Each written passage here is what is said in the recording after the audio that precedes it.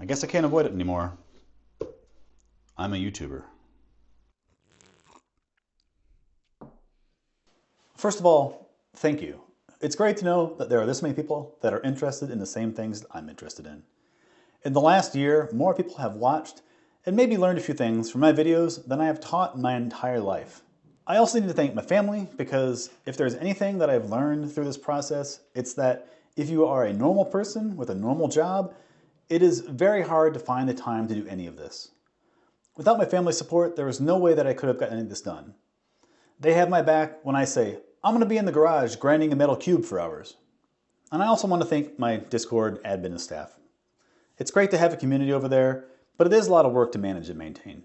All of this has been very fun, and I have a lot of things planned for the future. So I'm going to take this opportunity to do a channel update. It will mostly be me talking, so if you like my voice, this will be a calming one. For the rest of the video, I have a little project to do while I talk about the channel. So let's do a quick office tour first. Over here is my desk setup. It's where I do all my game capture and editing and everything else really relating to Gneiss. And then on this corner of the room, I have a desk setup or a bench top that I do all my recording of my real life samples and things like that. A little tripod and some studio lights that I recently got. And this bench here, I need to make some drawers for it, but I recently put it over on this wall. It's an old lab bench that I cut in half, and my daughter has the other half up in her room that she uses for her desk. And then over in this closet is where I have all my old game consoles and old games and just other gaming stuff and computer parts and everything. I have my original copy of Microsoft Dinosaurs from like the 1990s.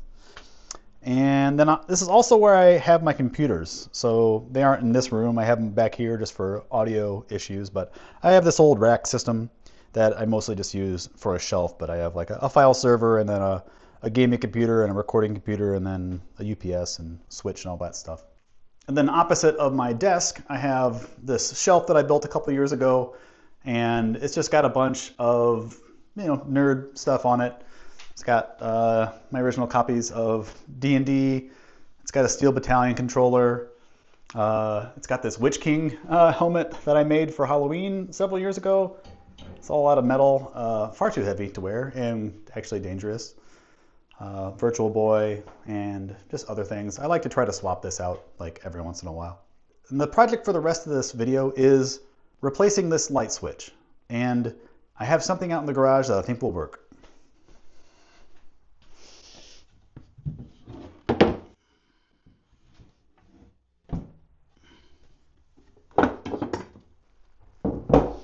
So I've had this switch for a couple decades.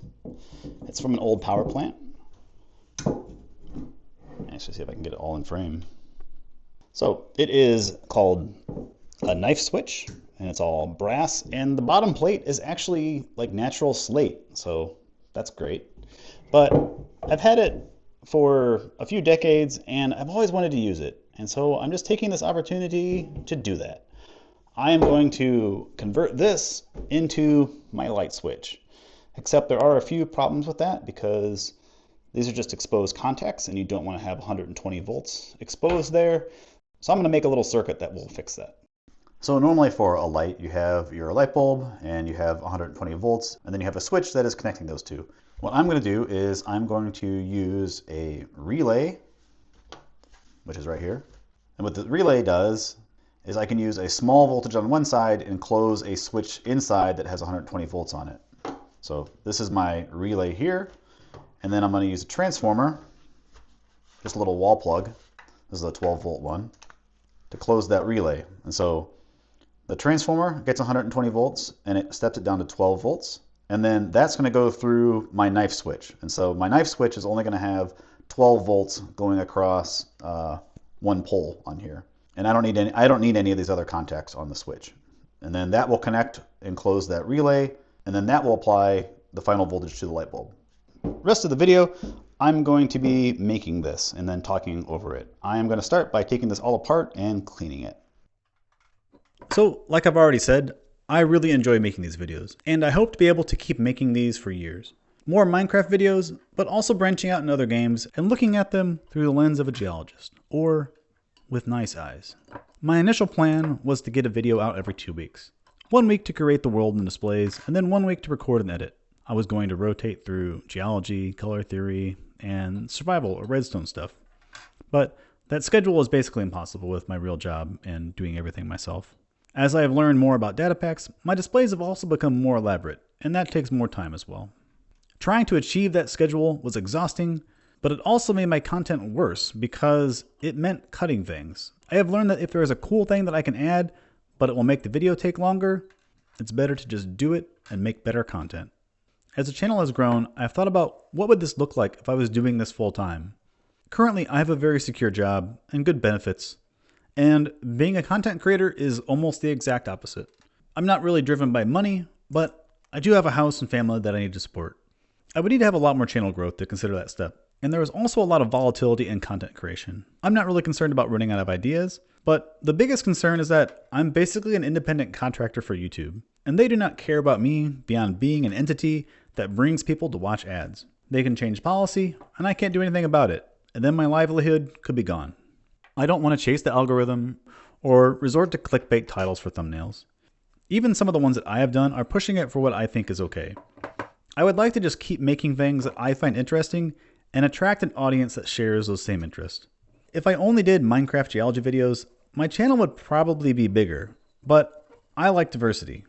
I don't want to feel the need to only make videos for the sake of getting more subs. Part of having a more stable income as a content creator is doing something like Patreon. And 100K was always the number that I had in my head. That's a really big number, and I'll explore it when I get there. And I guess that time is now. So I've set up a Patreon, and there are 2 tiers. I don't really enjoy self-promotion, probably a detriment to a content creator, but you can go over there and look at things if you're interested. My plan is to put any Patreon money back into the channel. I would like to be able to get to some sort of release schedule that is more frequent than my average now, but I have no more time to put towards this. I have been reluctant to ask for help on things because I'm in a position of influence and I don't want to abuse that. I would rather hire people to do work on episodes and be able to pay them for what their time is actually worth.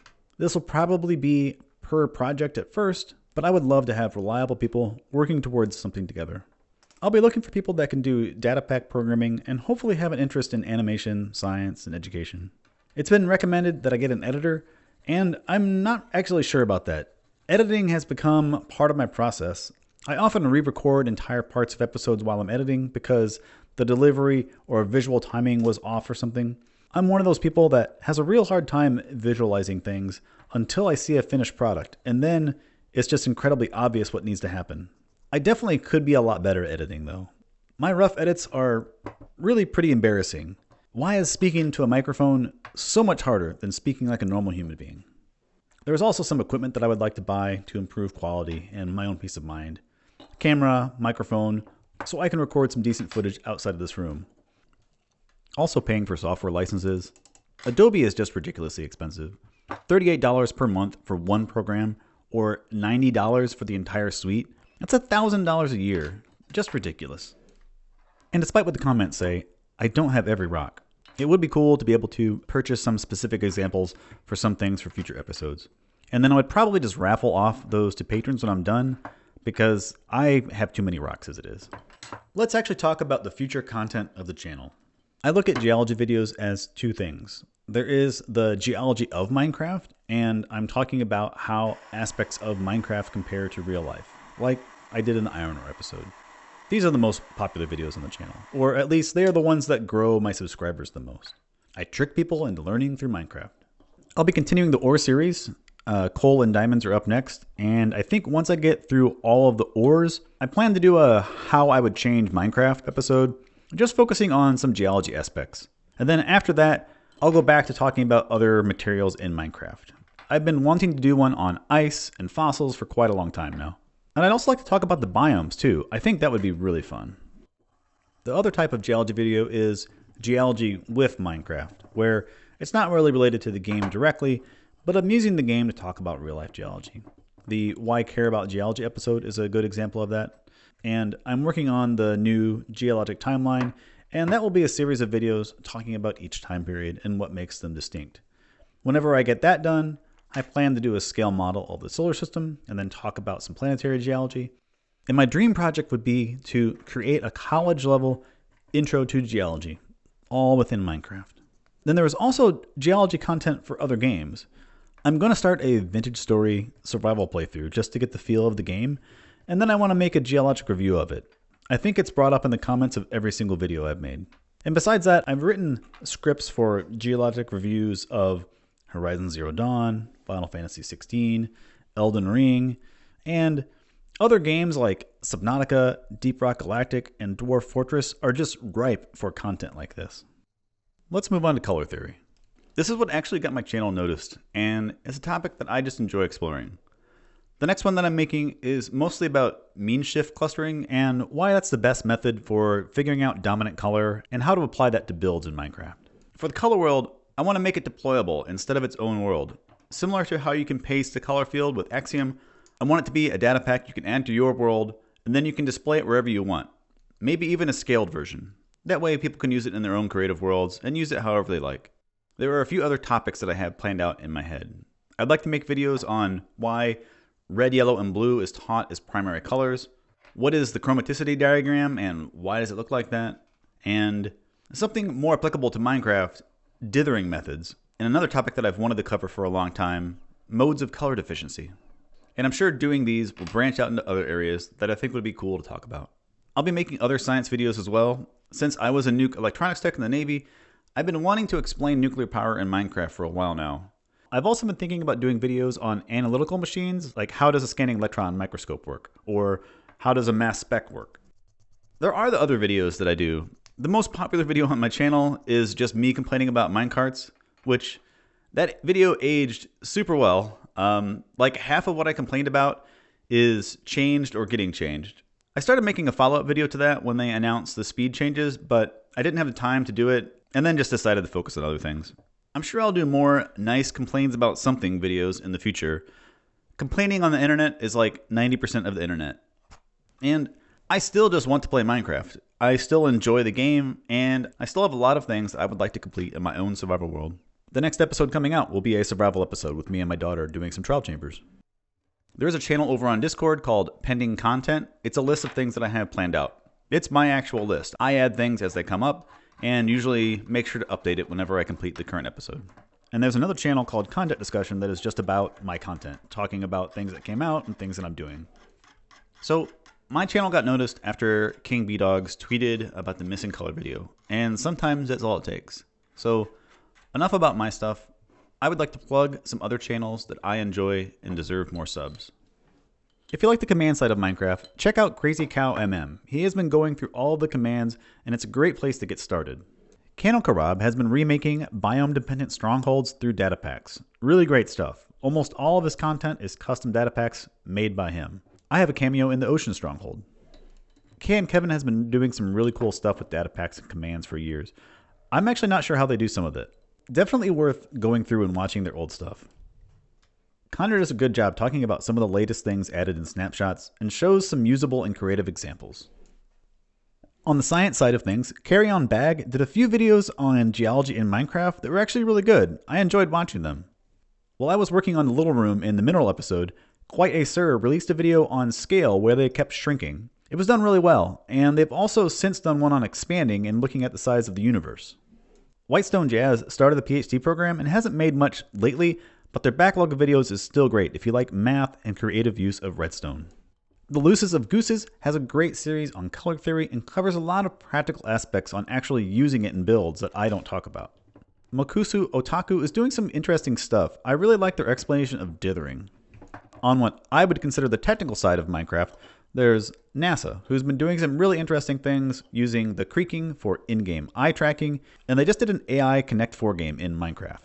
I have always loved item sorters in Minecraft, and I've been using an older rapscallion design in my survival world, and there's been lots of advances in tech, and I always like watching to see what the new stuff is. Squibble.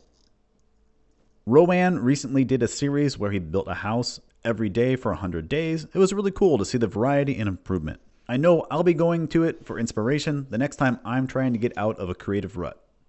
Cool 2 has been demonstrating some interesting building techniques like in-game anti-aliasing and removing ambient inclusion where blocks connect. If you like survival stuff, try Dingy Fried. He's an incredibly talented survival builder, and he's been doing a series on the Meerkat server. His episodes incorporate lessons on how to build and how to think about builds that are very helpful. He also composes and performs all of his own music, and he wrote the ending music for my videos. Still waiting on the next episode, Dingy. Past Gneiss is almost done with the knife switch, so let's go check in.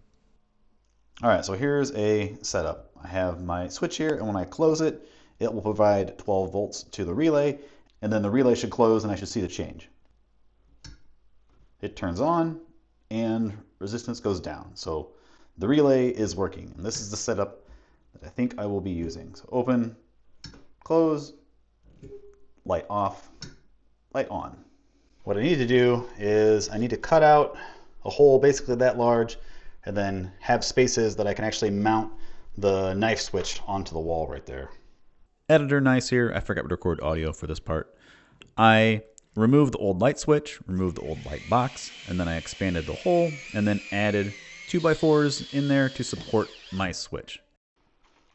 Okay, and here is the final product. I have the studio lights on, but you'll be able to tell the difference. Off and on. Off. It's so practical.